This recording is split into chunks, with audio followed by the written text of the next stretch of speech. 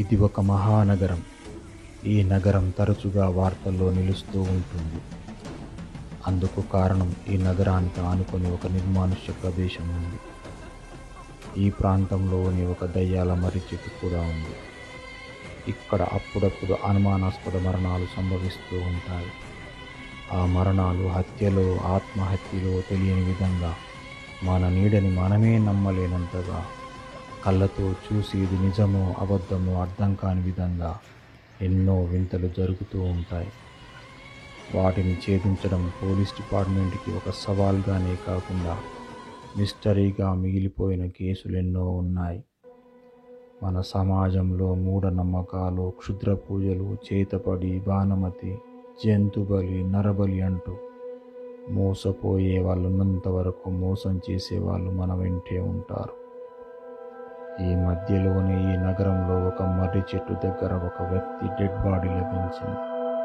అదేంటో మనం కథలోకి వెళ్ళి చూస్తే గానీ తెలియదు.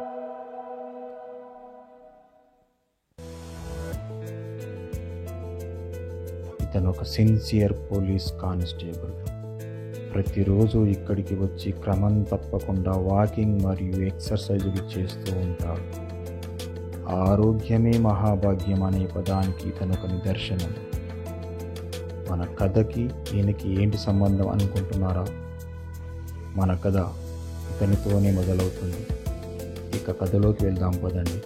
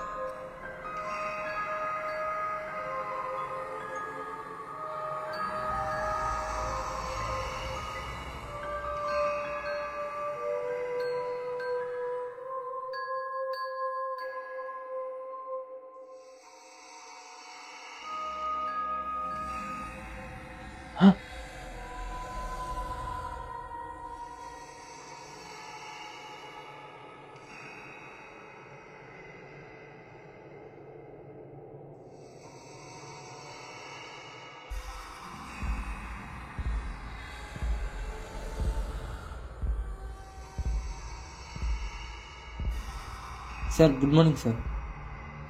ఇక్కడ ఒక డెడ్ బాడీ ఉంది సార్.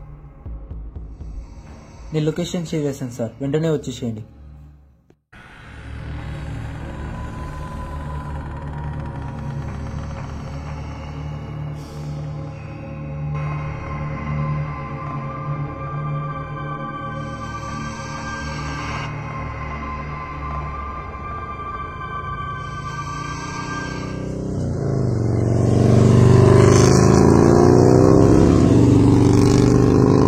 సార్ ఆగండి సార్, అక్కడికి వెళ్దాం సార్.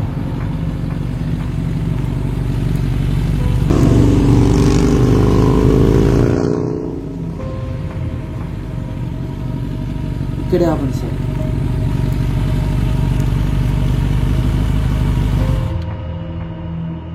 ఈ చెట్టు దగ్గర డెడ్ బాడీ చూశాను సార్. ఈ చెట్టు దగ్గరే.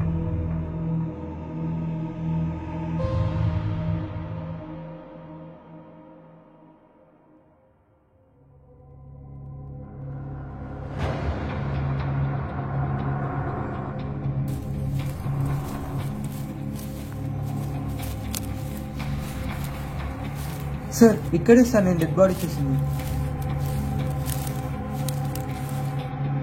ఇక్కడే చూసాను సార్ నేను. మరి బాడీ ఏమైనట్టు? అదే సార్, ఏమో సార్, నాకు అదే అర్థం కావట్లేదు. ఇక్కడే చూసాను సార్.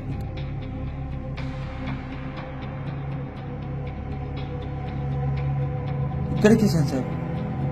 ఇక్కడనే. ఇక్కడే చూసావా? ఇక్కడనే సార్, ఇక్కడే చూసాను.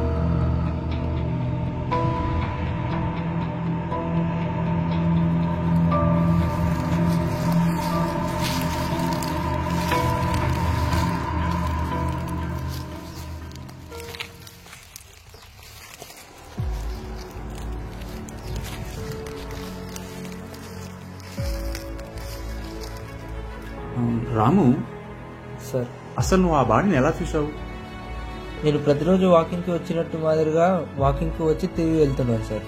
తిరిగి వెళ్తుండగా ఇటు సైడ్ ఎవరో పడిపోయి ఉన్నారు. ఎవరా అని వెళ్ళి చూశాను. మొత్తం గాయాలతో పడిపోయి ఉన్నాను. దగ్గరికి వెళ్ళి బ్రీత్ చెక్ చేశాను సార్. చెక్ చేసేసరికి ఆల్రెడీ చనిపోయి ఉన్నాను. వెంటనే మీకు కాల్ చేశాను సార్. ఆ టైంలో తిరిగి వచ్చి చూసేసరికి ఇప్పుడు బాడీ లేదు సార్.